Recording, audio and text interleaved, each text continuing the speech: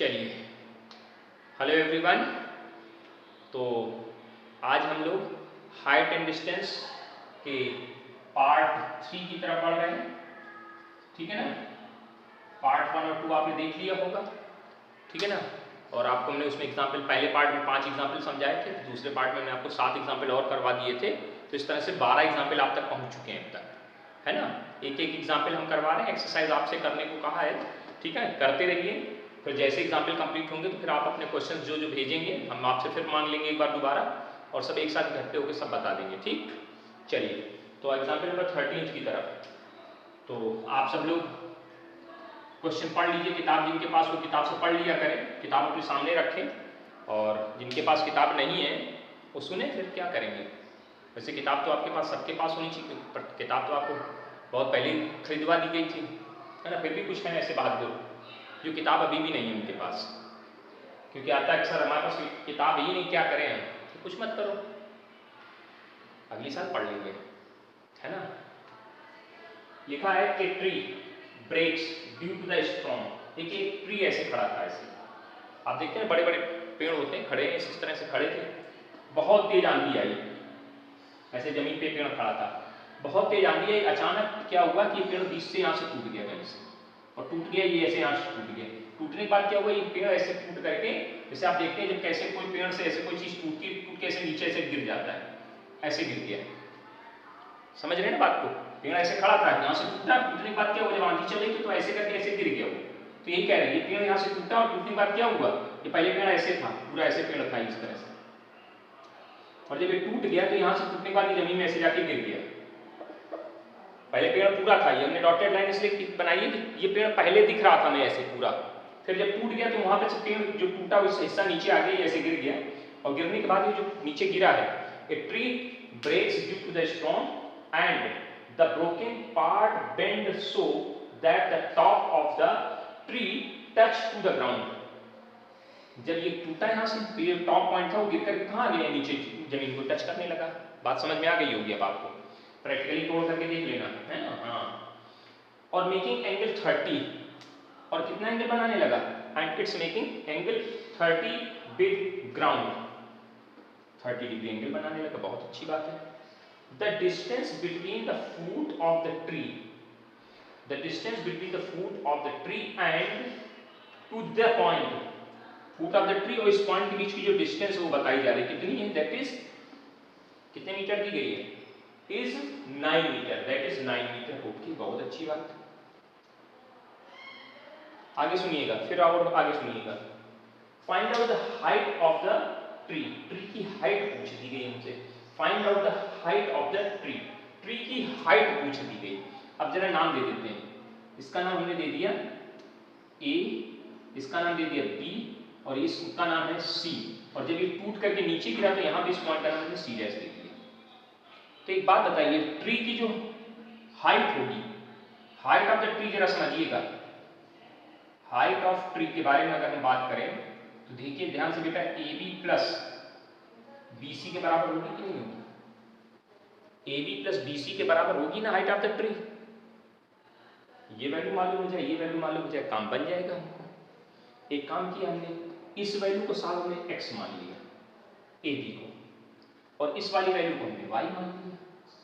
ठीक, कोई बात नहीं, बहुत अच्छी बात है। अब जरा एक बात बताइएगा, जब यहां से पेड़ ऐसे टूटा और टूट के जब नीचे गिरा तो जितनी BC है उतनी ही तो BC डैश होगी बेटा।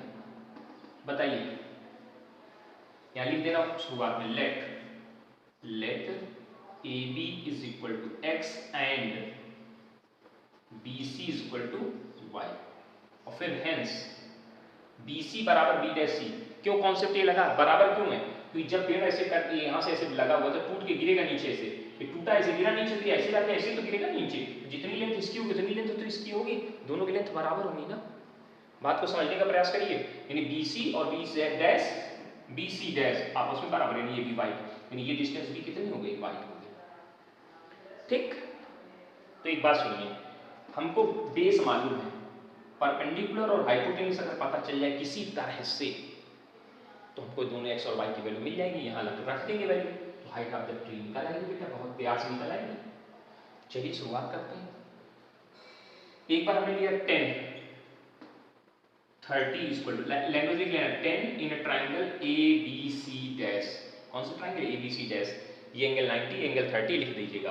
तो 10 30 equal to perpendicular upon base, perpendicular upon base. Language जब लिखेंगे आप सवाल लगाएंगे तो पूरा प्रोसेस है लिखने का तरीका बार बार बता चुके हैं। लिखेंगे angle A C dash B equal to 30 और angle C dash A B equal to 90। 10 30 is equal to कितना? परपेंडिकुलर अपॉन बेस, ऐसे लिखा जाता है। ठीक है, जब हम आपको कैलकुलेट कराते हैं तो थोड़ा शॉर्टकट में करा देते हैं 1/√3। तो x इक्वल टू कितना आ जाएगा? 9/√3। इसको जब कैलकुलेट करोगे तो 3√3 आ जाएगा। तो समझ में आ गया हो कैसे 9 को 3 × 3 लिख सकते हैं और √3 से 3 को काट दिए तो 3√3x की वैल्यू आ गई। अब आइए सर दोबारा इसमें, अब क्या निकालना है आपको? बेस मालूम है और परपेंडिकुलर निकालना है तो cos ले लीजिए। cos 30 is equal to base upon perpendicular hypotenuse, hypotenuse यानी BC डैश। कितनी वैल्यू इसकी? 9/BC dash. इसकी वैल्यू कितनी? √3/2। यही तो होती शायद, यही पढ़िए। cos 30 की वैल्यू √3/2, क्रॉस मल्टीप्लिकेशन कराएंगे कितना आएगा? BC dash is equal to 18/√3। जब इसको कैलकुलेट करेंगे तो आएगी वैल्यू 6√3, क्योंकि इसको लिख सकते हैं 6 × 3 और 3 से √3 को काटेंगे तो 6√3 आ जाएगी। ये वैल्यू आ गई x और y की। BC डैश, और BC डैश का नाम क्या है? BC डैश का नाम यहाँ रख दीजिए। BC डैश को आप y बोल रहे तो y लिख दीजिए, तो y की वैल्यू आपको मिल गई। अब ये x और y की वैल्यू यहाँ रखिए, हाइट ऑफ द ट्री निकल के बाहर आ जाएगी। 3√3 प्लस 6√3 इज इक्वल टू कितना? 12√3। क्या √3 की वैल्यू क्वेश्चन में दी गई है? हाँ सर दी गई है, तो रख देते हैं इसको। 12 इंटू 1.73, 1.732 है कि सिर्फ 73 है? 73 ही है। चलिए गुणा कराइए। 12 3 36 की 6, 12 84 84 और 3 87 की 7 और 12 1 12 और 12 8 20, तो 20.76 metre. This is the height of the tree. Tree की हाइट निकल आई सर, देख लीजिए, चेक कर लीजिए। ट्री की हाइट निकल आएगी। जो अच्छा जोड़ने गलती कर दी हम लोगों ने, 6 3 9 होगा तो 9 यहाँ लिखेंगे, गलत लिख दिया आपका, कैलकुलेशन मिस्टेक, सॉरी। 9 3 जा 9 3 27 की 7, 9 7 63 63 64 65 और 9 9 9 6 15 15.57। ठीक, इसीलिए गड़बड़ा रखा हमने, आंसर मिला है तो देखा गलत, तो पता चलेगा मिस्टेक है कुछ। चलिए हो जाती मिस्टेक, इतने आप समझदार हैं कि छोटी छोटी मिस्टेक का मतलब नहीं, हमें कॉन्सेप्ट से मतलब है ना। हाँ चलिए अगला क्वेश्चन, एग्जाम्पल नंबर 13 के बाद हम लोग आगे बढ़ते हैं 14th की तरफ। एग्जाम्पल नंबर 14 तो देखिए पढ़ लिया आप लोग, पढ़ लिया होगा जिन लोगों ने समझ लिया होगा, तो अगला क्वेश्चन की तरफ पढ़ गए होंगे फटाफट, है ना। तुरंत पढ़ा करिए अगला क्वेश्चन, अगर आपका हो गया तो तुरंत पढ़ना शुरू कर दीजिए। हाँ पढ़ लिया, चलिए कोई नहीं पढ़ा है, सब बहुत नालायक है। और अपनी a person standing on the bank of the river observe that the angle of elevation of the top of the tree standing on the opposite bank। बहुत अच्छी सी बात है, गंगा के किनारे गए होंगे आप लोग, गंगा जी घूमने गए ना, तो बहुत चौड़ी होती हैं, है ना। गंगा जी किनारे आप चले जाइए, इस तरफ खड़े हो जाइए, उस तरफ एक बहुत बड़ा पेड़ लगा है गंगा के उस तरफ, मीनिंग समझ लीजिए, ये गंगा जी बह रही है, ये पूरी गंगा जी हो गई, यहाँ से आते कैसे, ये आप खड़े हो, और इसके अपोजिट साइड पे यहाँ पे एक ट्री लगा है, ऐसे पेड़ लगा है, ट्री मतलब पेड़, एक पेड़ लगा है। करें क्या आप वहीं खड़े होकर के क्या लिखा, फिर से सुनते जाइएगा, बहुत ध्यान से समझिएगा, थोड़ा हमने इसको और पास बना लेते हैं क्योंकि हमको ये है गंगा जी, ये ए हो गया और एक पॉइंट का नाम बी दे दिया, और इसके टॉप का नाम हमने पी दे दी, इधर ए कर लेते हैं, अच्छा लगेगा, ए बी। ठीक, यहाँ पे हम खड़े थे अभी, और उसके अपोजिट साइड में पेड़ है, पेड़ का नाम क्या है, AP, AP is the tree, ये ट्री है आपका। इस तरफ ये रिवर है आपकी, ये रिवर है, पूरा पानी यहाँ से ऐसे भरा हुआ है, इस तरह से ये पानी है, और आप यहाँ पे खड़े हैं, इसे बैंक ऑफ द रिवर, एक बैंक ये है, दूसरा बैंक ये, बैंक ऑफ द रिवर इधर, बैंक ऑफ रिवर उधर, दोनों की बातें चल रही। क्या लिखा है, the angle of elevation of the top of the tree standing on the opposite side is 60 मिल गया। ये एंगल कितना मिला यहाँ पे खड़े होने पर, 60 एंगल दिखाई दे रहा है। कितना एंगल दिखाई दे रहा है, 60। हुआ क्या है, उसके बाद when he moves 30 metre away from the bank, आप यहाँ किनारे पे एकदम खड़े थे, बिल्कुल गंगा के किनारे पे ऐसे खड़े थे, एंगल देखा 60 मिला, और फिर आप धीरे धीरे ऐसे पीछे हटते चले गए, ऐसे पीछे हट रहे हैं, मतलब नदी की तरफ नहीं हट रहे हैं, बैंक से पीछे की तरफ, जो किनारा है उससे पीछे की तरफ हट रहे हैं ऐसे, आप पीछे की तरफ हटते हटते चले गए। देखिए यहाँ बैठ यहाँ पे थे और इससे हटते हटते हटते हटते हटते हटते ये आ गया। आप कहाँ पे आ गए? सी पॉइंट पे। तो क्या लिखा है क्वेश्चन, फिर से पढ़िएगा जिनके पास बुक हो ध्यान से सुनिए। When he moved 30 metre away from the bank of the river, ये बैंक ऑफ द रिवर है, इससे 30 मीटर मूव करके इस पॉइंट सी पे पहुंचे। तो जब यहाँ पे पहुंचे तो फिर से हमने देखा angle of elevation of the tree becomes 30। अब एंगल ऑफ एलिवेशन कितना बन गया? ये 30 हो गया बेटा। होना भी चाहिए, पहले आप पास थे एंगल बड़ा था, अब आप दूर आए तो एंगल छोटा हो गया। ऐसे भी समझ जाते हैं लोग कि हमको आगे जाना है कि हमको पीछे आना है, एंगल बड़ा हो रहा है कि छोटा हो रहा है। एंगल जो नया एंगल दिया जा रहा है वो छोटा हो रहा है, इसका मतलब आप पीछे जा रहे हो। आगे जाते तो एंगल बड़ा होना चाहिए ना। हाँ, तो ऐसे भी समझ लीजिए कि हमको इधर जाना है, किधर जाना है, तो हमको पीछे जाना है। ये समझ में आ गई बात? तो क्या पूछा क्या find out the height of the tree. Tree की हाइट चाहिए, h मान ली साहब, and the width of the river, और रिवर की विड्थ भी चाहिए, तो हमने इसको x मान लिया। रिवर की विड्थ, ये रिवर है आपकी, इसकी विड्थ निकालनी है। निकाल इसको कितना मान लीजिए? x मान लीजिए। यानी आपको h की वैल्यू और x की वैल्यू दोनों निकालनी है। कितने राइट एंगल बन रहे हैं सर सवाल में? There are 2 right angle in the question. हमने आपसे यही तो कहा है कि जितने राइट एंगल बने उनको लिखो। In triangle A P B, और एक दूसरा in triangle A P C. Language आप लिख लीजिएगा।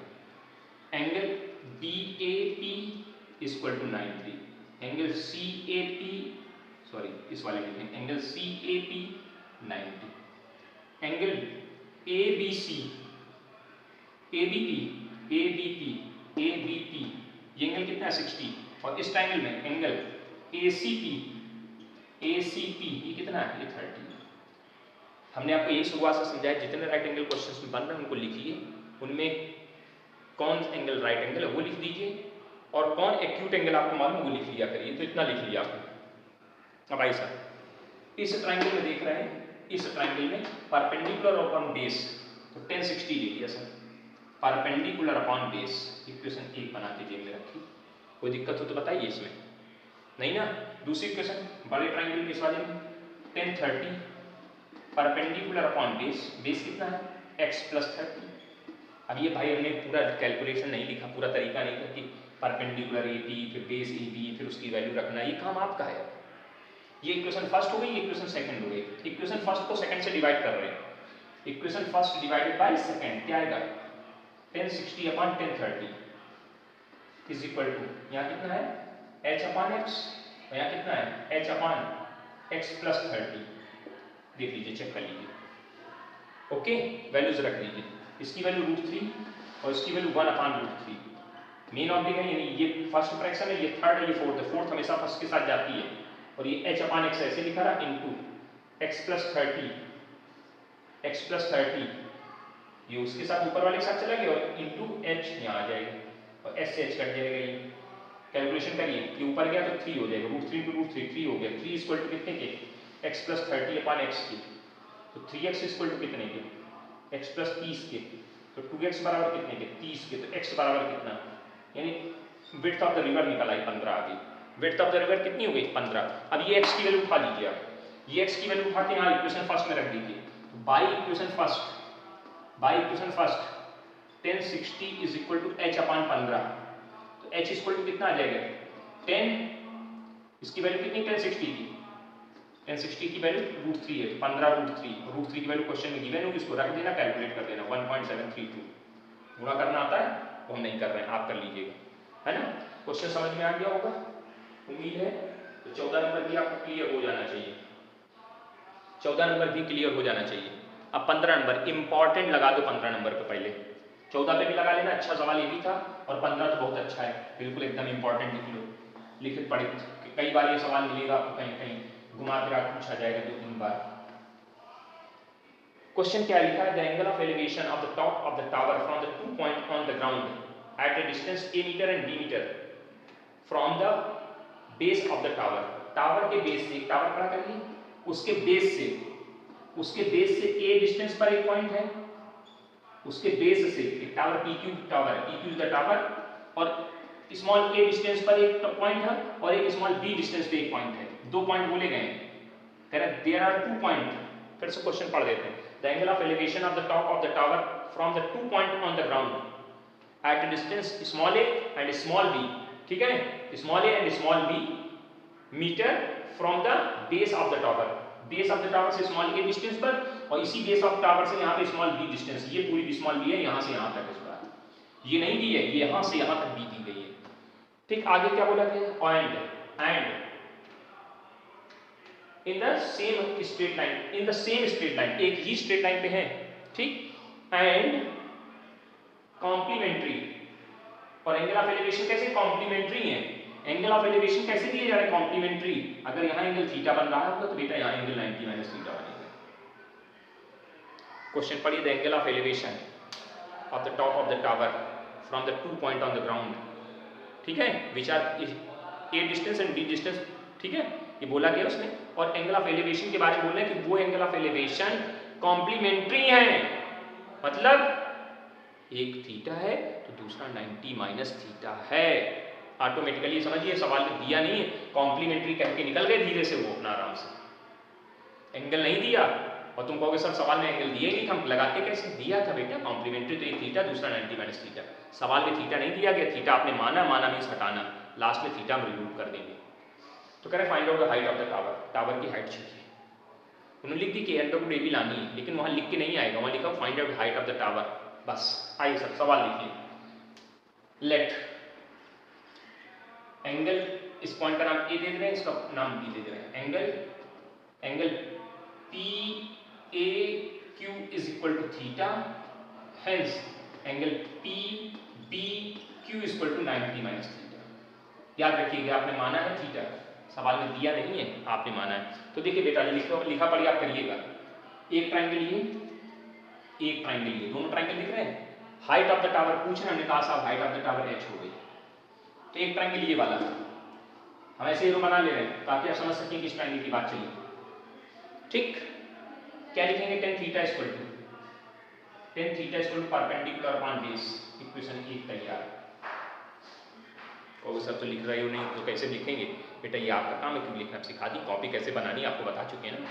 अब आइए सर, बड़ा वाला ट्राइंगल देखिए, बड़ा ट्राइंगल, तो इसको कैसे यहाँ पे इधर लिख रहे हैं, पूरा बड़ा ट्राइंगल लिख दें, in triangle PBQ, angle PBQ is equal to 90, PBQ is equal to 90 minus theta, और angle PQB is equal to 90, ये 90 है और ये 90 माइनस थीटा, तो 10 90 माइनस थीटा ले लीजिए बेटा, 10 90 minus theta is equal to perpendicular upon base, perpendicular कौन है h, और बेस कौन है b, क्योंकि यहां से यहां तक की डिस्टेंस चाहिए, ये a प्लस b मत लिख देना, सिर्फ b, क्योंकि यहां से ये दूसरे पॉइंट की डिस्टेंस दी गई, कहां से दी गई है, फुट ऑफ द टावर के फुट से दी गई है, तो यानी ये पूरी ये b है, तो ये b आ जाएगा।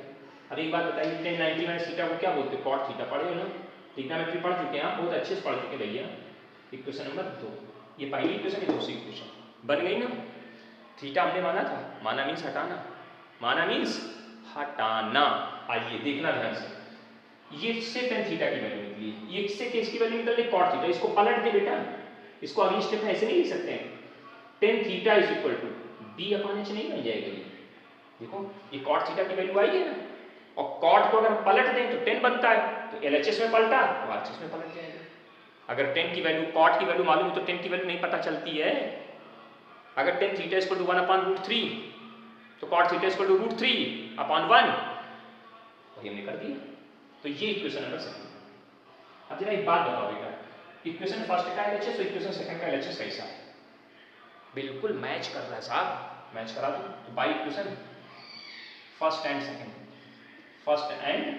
सेकंड क्या जाएगा, h upon a is equal to b upon h, h का गुना h square is equal to ab के, तो h इज इक्वल टू कितना आ जाएगा, √ab। देखो यही आंसर मांग रहे होंगे, देखो यही आंसर। अभी क्वेश्चन जब दोबारा आएगा तो क्या करेंगे लोग, पता है कुछ नहीं करेंगे, कहेंगे 2 पॉइंट है, एक 4 मीटर की डिस्टेंस पे, एक 9 मीटर की डिस्टेंस पे, ऐसे देंगे वो लोग, एक 4 मीटर की डिस्टेंस पे, एक 9 मीटर की डिस्टेंस पे, तो ए और बी की वैल्यू दे दी, और making angle complementary to each both point, एक दूसरे पॉइंट पर, दोनों पॉइंट जो है उन पर कॉम्प्लीमेंट्री एंगल बना रहे, मतलब ये 4 हो गई, ये 9 हो गई, तो यहाँ पे जब कैलकुलेट करोगे तो 36 आएगा, √6 आएगा, प्लस माइनस 6 आएगा, हाइट क्या है, एक डिस्टेंस, और डिस्टेंस कभी निगेटिव होती नहीं, तो आंसर क्या लिखोगे, +6 उस केस में। तो ये तुमने एग्जाम्पल दिया, आपका बेसिक एग्जाम्पल है, दिस इज इंपॉर्टेंट एग्जाम्पल बेटा। लिखा पढ़ी के साथ अच्छे से करिएगा, खुद अच्छे से तैयार करिएगा, है ना। हाँ, जितना अच्छे से आप पढ़ोगे उतनी आपको मजा आएगी। हाइट एंड डिस्टेंस से आप ये मान के चलिए एक लॉन्ग क्वेश्चन 100% आना है। एक छोटा क्वेश्चन आ जाए वो आपके लिए बोनस है, लेकिन एक लॉन्ग क्वेश्चन आना ही आना है, ये मान के चलिए आप। ठीक, चलिए आगे बढ़ते हैं। उम्मीद है इतनी बात समझ में आ गई। दिस एग्जाम्पल 15 के बाद अब आते हैं 16 नंबर एग्जाम्पल। अब यहाँ से एग्जाम्पल की जो वैरायटी शुरू हो रही ना, वो एक लेवल की वैरायटी है, और अब आपको हाइट एंड डिस्टेंस के असली सवाल दिखने शुरू हो रहे हैं। एग्जाम्पल नंबर 16, इंपॉर्टेंट निशान लगाइए, इस पर बेस एक्सरसाइज में सवाल आपको जरूर मिलेगा, इस पर भी बेस मिलेगा, सवाल मिलेंगे, उनको आपको करना है, पहचानना है, करना है। हमने कहा कि मिलेंगे सवाल, तो आप ढूंढिए इस तरह का कौन सा सवाल है, आप सवाल को आइडेंटिफाई करिए, आइडेंटिफाई करके उसको लगाइए। It's your duty. हम अपना काम कर रहे हैं, तुम अपना भी काम करो। हाँ, पढ़ाई जारी रखो, क्योंकि आप उम्मीद मत करिए कि अभी कुछ स्कूल में हमारे आपसे मुलाकात होने वाली है फिलहाल अभी, है ना। हाँ, क्योंकि तुम लोग मानने वाले नहीं, दिन भर घर से बाहर निकलते हो, कोरोना फैला रहे हो। किसी कोरोना वाले से मत मिलना भैया, दूर रहो, घर में रहो, सुरक्षित रहो, है ना। किसी काम के लिए भी बाहर मत निकलो, जो घर में वही खाओ, वही उसी से काम चलाओ। अगला क्वेश्चन सुनते हैं, है ना। हाँ, घर से बिल्कुल बाहर नहीं निकलना। चलिए, the angle of elevation of a jet plane from a point A on the ground is 60। अब जरा सुन लो, पहले कहानी समझ लेते हैं हम लोग। आप लोग कभी कभी जब छोटे थे, बच्चे थे ना, तो देखते थे कि हेलीकॉप्टर निकलता था या जहाज निकल आया, अरे बड़ी तेज बड़ा भारी जहाज आया है, बाहर से छत पे चढ़ गए, रोड पे आ गए, देखते थे ना, वही कार्य भी यहाँ करना है। अब उसी को प्रैक्टिकली समझना है कि जो देखा करते थे उसको सवाल लगाने की बारी आ गई है। हो क्या रहा है कि आपने एकदम आवाज़ सुनी कि एक जेट प्लेन, जेट क्या है, ये जेट प्लेन है, कुछ है, जेट प्लेन है, ठीक, जेट प्लेन है। जेट प्लेन बड़ी तेजी से, तो जेट प्लेन के जो चलने का तरीका है बेटा, वो बता रहे हैं हॉरिजॉन्टली चल रहा है, ऐसे करके, ऐसे नहीं जा रहा है, यूं नहीं जाने की बात कर रहे हैं लोग। वो कह रहे हैं कि एक जेट प्लेन है, वो इस तरह से जा रहा है आपके सामने से, बिल्कुल एकदम ये ऐसे जहाज आया और ऐसे करके ऐसे चला जाएगा, इस तरह से। ठीक ठीक जाएगा, भी जाने दीजिए उसको। जहाज निकला तो एकदम आवाज़ सुनी, तो आप बाहर निकले, बाहर निकल के देखा कि वो इस पॉइंट पे था भी, और एंगल ऑफ एलिवेशन 60 बन रहा था, और 20 सेकंड बीते कि वो इस पॉइंट से, इस ए पॉइंट से भाग करके बहुत आगे निकल गया। होता था आप तो वहीं खड़े हो, आप तो अपनी छत पे आके खड़े होकर देख रहे हो, तो अभी देखा कि यहाँ पे था, इस जगह पे, हाइट पे, अरे मतलब हमारे हाथ ऊंचाई पे नहीं, थोड़ा ऊंचाई पे था, मतलब इतना समझदार है आप लोग कि कुछ ऊंचाई पे था, आपने एंगल ऑफ एलिवेशन देखा 60 बन रहा था। उसके कितने सेकंड बाद, 10 सेकंड, 20 सेकंड, 30 सेकंड टाइम बताएंगे किताब में, और 30 सेकंड बाद वो प्लेन सट्टा से भाग के आगे निकल, जेट है तो बड़ी स्पीड से जाएगा, सटाक से निकलेगा आगे, और जा कैसे ऐसे हॉरिजॉन्टली, यानी उसकी हाइट जो पहले थी वही हाइट अभी भी रहेगी आगे। अब एंगल ऑफ एलिवेशन आगे निकल गया तो हमेशा 100% छोटा हो गया, 30 बना रहा, मान लीजिए कहीं 30 बना रहा, 45 में कुछ भी देंगे वो आपको, कहेंगे ये बनाने लगा। ठीक, अच्छी बात, इतनी बात वो बोलेंगे, तो कहेंगे find out the height of the jet plane from the ground. Ground से उसकी हाइट पूछेंगे और उसकी वेलोसिटी के बारे में बात करेंगे, क्योंकि यहाँ पर वेलोसिटी का यूज आएगा, जरा समझना ध्यान से। ये देखिए, अब पोजीशन के बारे में बिल्कुल क्लियर ढंग से, मान लीजिए जैसे आपने आवाज सुनी, आप ये देखो ग्राउंड पे निकल के खड़े हो गए, आपकी ये जमीन है आपकी, ऐसे आप एकदम भाग के, जैसे आवाज सुनी प्लेन की, तो आप बाहर निकल के ये पी पॉइंट पे आके खड़े हो गए, और देखा कि एक जेट प्लेन इस पॉइंट ए पर उड़ रहा है, और एंगल ऑफ एलिवेशन इस समय 60 बना रहा है। हमने कहा बनाने दो भैया, बहुत अच्छी बात। इस समय एंगल ऑफ एलिवेशन 60 बना रहा है, इसकी हाइट इस समय ये होगी, बिल्कुल होगी सर, ये हाइट पे ऐसे उड़ रहा होगा। ठीक, तो क्वेश्चन सुनते जाते हैं। The angle of elevation of the jet plane from a point A on the ground, point A on the ground गलत हो गया, पॉइंट ए, इसका नाम ये देना, point A on the ground, तो जेट प्लेन की पोजीशन का नाम बदलना पड़ेगा। Point A on the ground makes 30 degree after the flight of the 30 second, 30 second की फ्लाइट हुई। अब ये जो प्लेन यहाँ पी पॉइंट पे था, वो 30 सेकंड में यहीं नहीं बना रहेगा, क्योंकि जेट प्लेन है तो वो चल रहा है, तो जो इस समय अगले 1 सेकंड बाद दूसरी जगह, तीसरी सेकंड, तीसरे में तीसरी जगह, पांचवें जगह, और 30 सेकंड बाद वो भागते हुए ये प्लेन यहाँ से ऐसे एकदम ऐसे करके ये इस पॉइंट पे आ गया। किस पॉइंट पे चला गया? क्यू पॉइंट पे पहुंच गया। कितने सेकंड में? 30 सेकंड में चला गया ये। 30 सेकंड में ये प्लेन यहां से इस पी पॉइंट से क्यू पॉइंट पे पहुंच गया। आप यहीं खड़े हो, अभी एंगल ऑफ एलिवेशन 60 था और जैसे 30 सेकंड बीते इस क्यू पॉइंट पे पहुंचा और एंगल ऑफ एलिवेशन अब 30 हो गया। आप एंगल ऑफ एलिवेशन कितना हो गया बेटा उस पॉइंट से? पॉइंट वहीं है, वहीं के वहीं आप खड़े, एंगल ऑफ एलिवेशन कितना हो गया? 30 हो गया। हाइट अभी भी वही रहेगी, हॉरिजॉन्टली उड़ रहा है, बोलेंगे भी किताब में पढ़िएगा, लिखा होगा प्लेन जो उड़ रहा है वो हॉरिजॉन्टली उड़ रहा है। After the flight of the 30 seconds, the angle of elevation change into the 30 if the jet planes fly at a constant height of 3600 root 3 metre. Height of the plane दे दी गई, ये हाइट बता दी गई बेटा, कितनी हाइट उड़ रहा है इस समय? 3600 रूट 3, 3600 रूट 3 हाइट पे उड़ रहा है। यानी ये आपको P, इसका नाम कोई दे दीजिए, PP डैश और QQ डैश, डैश नाम दे दीजिए, यानी PP डैश और QQ डैश की वैल्यू दे दी गई। PP dash is equal to QQ dash is equal to 3600 root 3, ये आपको गिवन किया गया है। तो पूछ क्या रहा है? Find out the speed of the jet plane. बहुत बढ़िया सुंदर question. Let the speed of jet plane, अब ये आप जानिए क्या है jet plane, is v metre per second या v इज v, क्योंकि वैल्यू किसमें दी? मीटर में दी है ना, हाँ मीटर में दी, तो metre per second, v metre per second मान के चलिए। हमने मान लिया भैया जो हमारा प्लेन उड़ रहा है वो v वेलोसिटी से उड़ रहा है। किसमें velocity? Metre per second. Metre per second की बात क्यों की? क्योंकि ये वैल्यू भी सेकंड में है और ये वैल्यू मीटर में, तो मीटर पर सेकंड की बात चल रही है, एमके सिस्टम की बात चल रही है। तो यहाँ सिस्टम भी ध्यान देना बेटा कि ऐसा ना कि वेलोसिटी किलोमीटर में दी गई हो और समय मिनट में दे दिया तो दिक्कत करेगा, सबको चेंज करना पड़ जाएगा हमको। हाँ तो चलो भैया स्पीड ऑफ द प्लेन निकालने की तैयारी शुरू करते हैं। अब एक बात बताओ बेटा, एक बात बताइए, आपने फॉर्मूला पढ़ा है डिस्टेंस, फिजिक्स में पढ़ा होगा, is equal to velocity into time.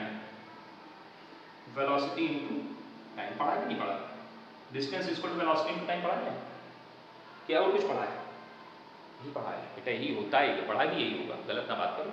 चलिए तो एक बात बताइए, प्लेन कहाँ पे है? P पे। कहाँ पे पहुंच रहा है? Q पे। यानी इसका मतलब PQ की जो डिस्टेंस होगी, PQ डिस्टेंस का नाम दे दिया, PQ डिस्टेंस क्या नाम दे दी? PQ किसके बराबर होगी बेटा? वेलोसिटी यानी v और टाइम यानी 30, यानी PQ की वैल्यू v इंटू 30 मीटर के बराबर होगी। बोलो सही है? और जितनी बेटा PQ होगी उतनी PP dash P dash Q होगी, यानी जितनी PQ होगी, तो देखिए ध्यान से, सिंस PQ बराबर P डैश Q डैश तो बराबर 30v, ये डिस्टेंस हमको दोनों में मिल गई। यानी ये डिस्टेंस कितनी हमारे पास हो गई? 30v। चेक करिए ये डिस्टेंस कितनी हो गई? 30। इतनी यहां से लेके यहां तक की डिस्टेंस तुमको मालूम हो गई बेटा। ये डिस्टेंस हमको नहीं मालूम साहब, हमने मान लिया था साहब ये डिस्टेंस x है, ये डिस्टेंस यहां से AP कितनी मान ली हमने? AP में कितनी मानी है? x लेट करिए यहां से।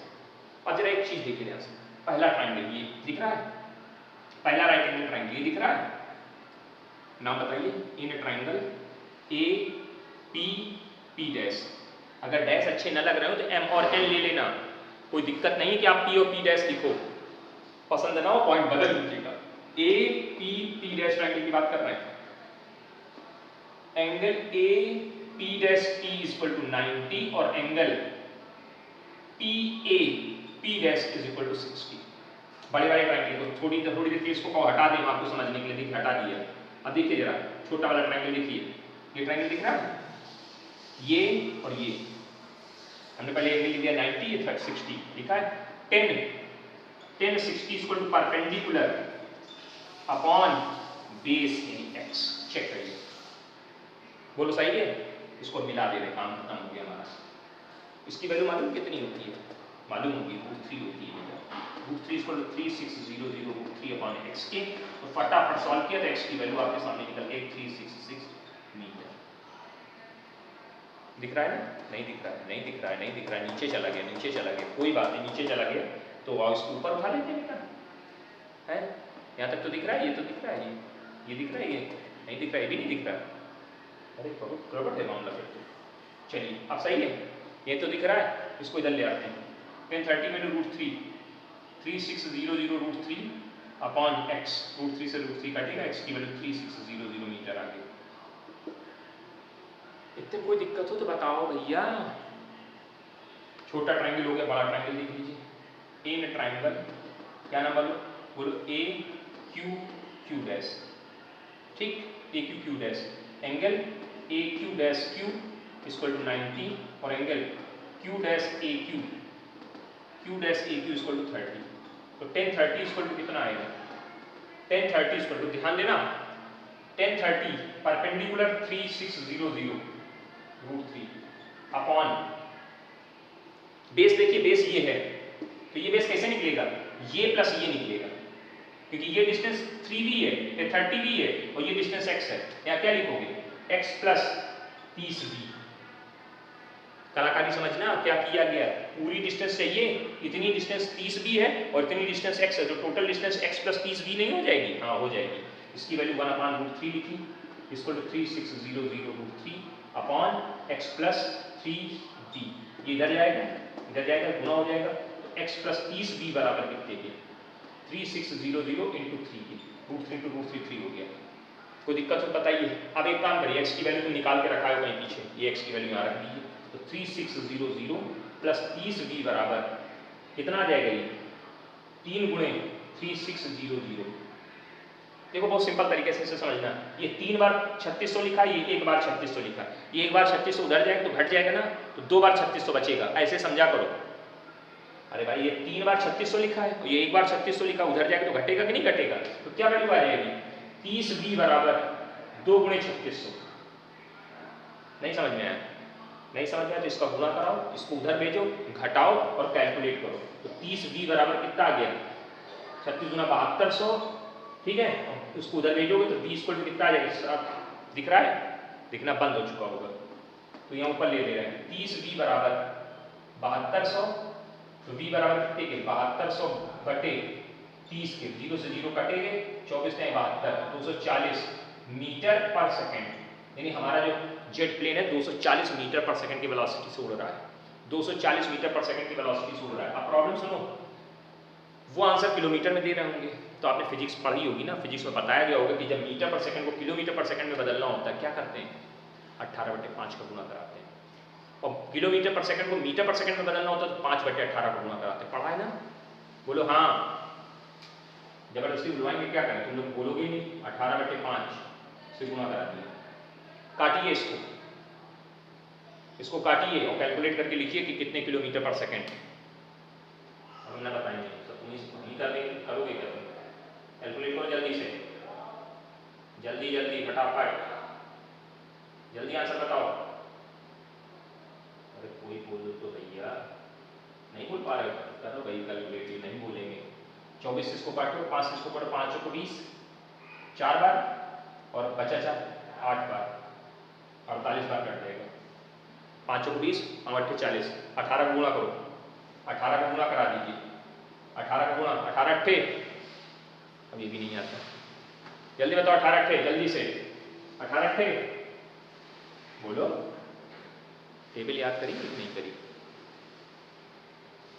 18 8 144, 4 हासिल लगा कितना 14, 18 का 75 18 चौक 72, 72 और 14, 72 4 76, 76 और 10 86, 86, 864 किलोमीटर पर सेकंड की स्पीड पर आर की स्पीड है, 864 किलोमीटर पर आर। क्या आंसर आ रहा है, मिलाओ भाई, देखो किताब में क्या आंसर आ रहा है, मिलाओ जल्दी से, यही आ रहा है ना।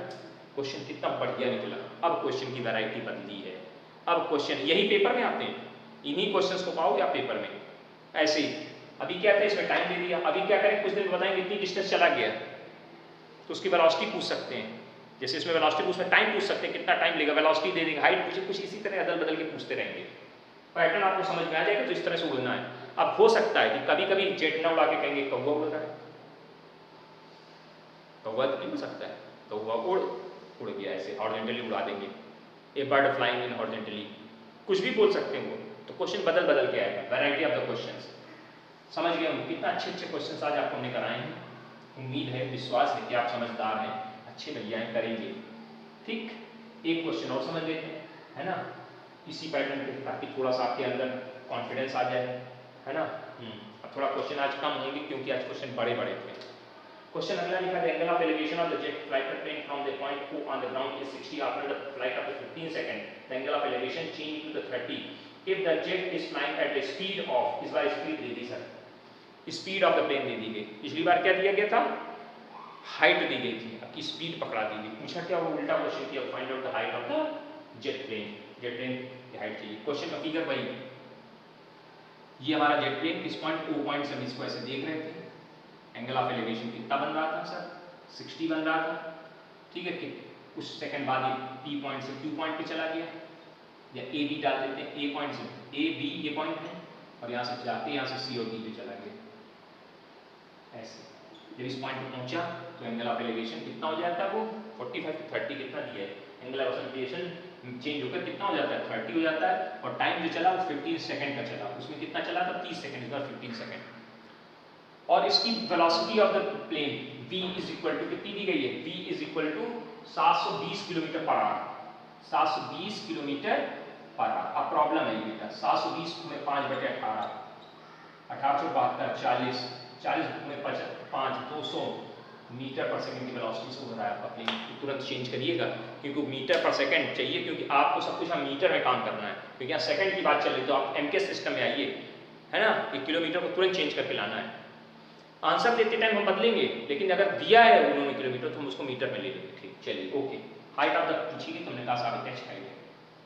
एक बात बताइए सर, जितनी AB होगी उतनी BD होगी, AB बराबर BD बराबर AB और AB कहाँ लिखी, AC और BD बराबर होगी, AC और BD बराबर होगी, हाँ जी बराबर होगी। कितनी होगी, ये डिस्टेंस है ना, डिस्टेंस इक्वल टू क्या फॉर्मूला होता है, velocity into time, velocity into time, velocity कितनी 200 मीटर पर सेकंड, और टाइम कितना 15, 15 दूनी 30, 3000 मीटर, ये डिस्टेंस मालूम पड़ गई 3000 मीटर है, यानी BD कितनी बेटा 3000 मीटर।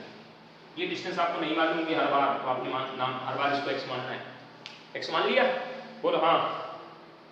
दो ट्रायंगल दिख रहे हैं, फटाफट कार्रवाई शुरू, पहला ट्रायंगल लिया, अब लिखा पढ़ी नहीं कर रहे हैं इस बार, है ना। तो 1060 इक्वल टू क्या आ जाएगा, h/x, कोई दिक्कत, 1060 इक्वल टू h/x, कोई दिक्कत नहीं होनी चाहिए। 60 की वैल्यू कितनी, कितनी 60 की वैल्यू कितनी आएगी, √3, तो √3 इज इक्वल टू h/x की, तो x इक्वल टू कितना आ जाएगा, h/√3, निकाल के रख लीजिए, जेब में काम आएगा। ठीक, दूसरा ट्रायंगल लीजिए, 1030 इक्वल टू 1030, बड़ा वाला ट्रायंगल, यहाँ कितना आएगा h/, ये डिस्टेंस, तो ये डिस्टेंस कितना है, x + 3000, गलत लिखा है, 300 लिखा है, 3000, इसकी वैल्यू कितनी 1/√3, 1/√3 h/x + 3000, मार्कर मर रहा है, 3000, क्रॉस मल्टीप्लिकेशन कराइए, x इज इक्वल टू कितना, x + 3000, इधर आ गया, इधर आ गया, तो h√3 हो जाएगा सर।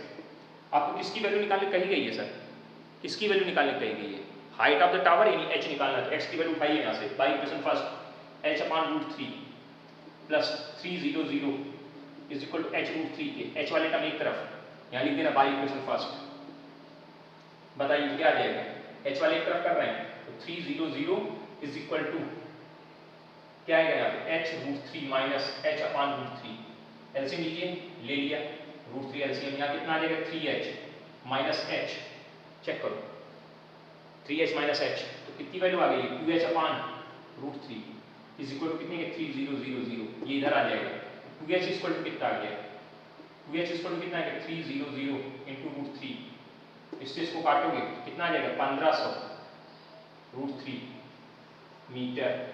अगर आंसर यही दे दे तो ठीक, अगर ये ना दे रहे हो तो √3 की वैल्यू अगर सवाल में दी है बेटा, मानी थोड़े ना वो लोग, तो रखो भाई, क्या करें, मजबूरी है।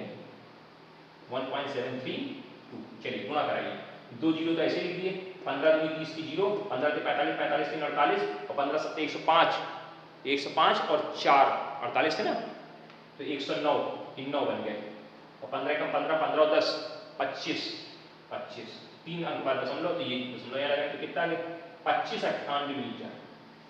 Height of the tower is 2598 metre. Check करो क्या आंसर आ रहा है,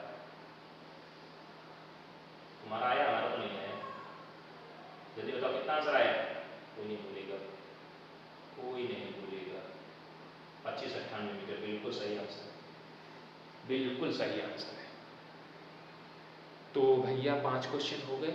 आज बहुत ज़्यादा क्वेश्चन नहीं हुए, लेकिन क्वेश्चन सारे अच्छे थे। इन क्वेश्चंस को आप बार बार पढ़िए। इस वैरायटी के जितने एक्सरसाइज में क्वेश्चंस आपको मिल रहे हैं उन सारे क्वेश्चन को सेलेक्ट करिए। अब हम ये नहीं कहेंगे इतने नंबर तक चलिए, क्योंकि अब क्वेश्चन आगे पीछे होंगे। 12 नंबर तक हम साथ चलने कहे थे, लेकिन अब आप इस वैरायटी जो आज पढ़े इन वैरायटी के क्वेश्चन को ढूंढिए और ढूंढ करके उनको निकालिए, निकाल करके उनको खत्म करिए। ठीक, समझ गए? उम्मीद है समझ में आ गया होगा। ठीक है, क्वेश्चन को देखिए, अच्छे से देखिए, वीडियो को लास्ट तक देखिए। लास्ट तक आप लोग नहीं देख रहे हैं, बार बार हम बोल रहे हैं, क्योंकि आप लोगों की वॉचिंग शुरुआत में तो दिखती है कि एक साथ 13, 14, 15 लोग दिखते हैं और फिर धीरे 6, 7, 3, ये क्या है कि पता नहीं चल रहा हमको कि आप लोग कितने लोग देख रहे हो एक साथ। एक साथ अगर 15 लोग देख रहे हो तो 15 लोग एक साथ देखिए लास्ट तक वीडियो, कंसिस्टेंट एकदम, हटिए नहीं बीच से।